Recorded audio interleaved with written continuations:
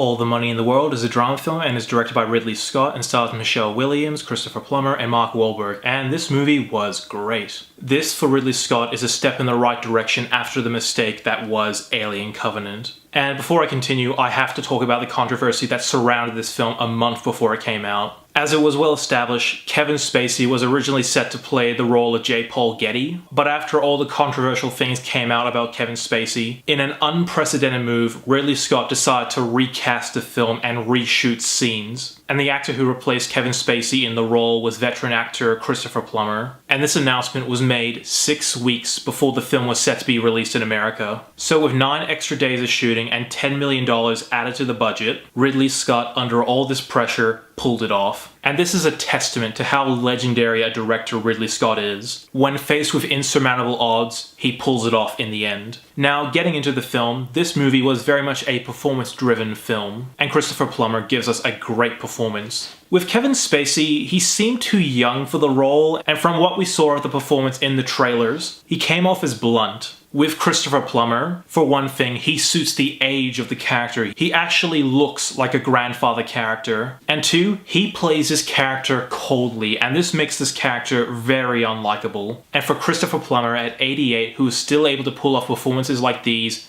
that is impressive. But not to be forgotten, Michelle Williams also gives a Oscar-caliber performance. The best thing I can say about Michelle Williams is she plays convincing characters. So when you see her character's determination to get her son back, you believe her. Mark Wahlberg also does a good job, but there's no competing against Christopher Plummer and Michelle Williams. Now, this film won't be for everyone. And for those who are looking for an entertaining movie, you will not get that. This film is very much a slow burn movie. But by no means is the film boring.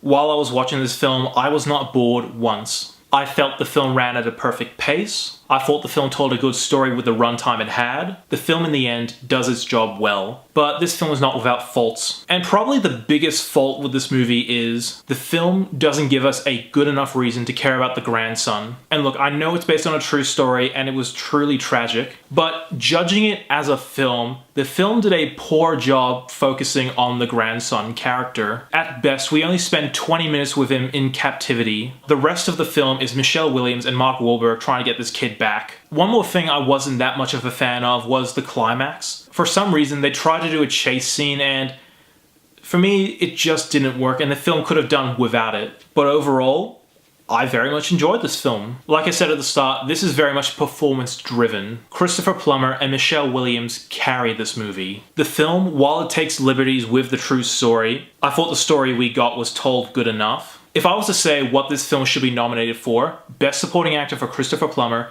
Best Actress for Michelle Williams, and Best Director for Ridley Scott. If these three can at least be nominated at the Oscars, I'll be fine with that. And while I wouldn't say it's Best Picture worthy, this is still a fantastic film. And I'm going to give All the Money in the World a 9 out of 10. Thank you so much for watching. If you like what you see, be sure to like my Facebook page, follow me on Twitter, and subscribe to my channel below. As always, I'm NETX5. Thank you for watching.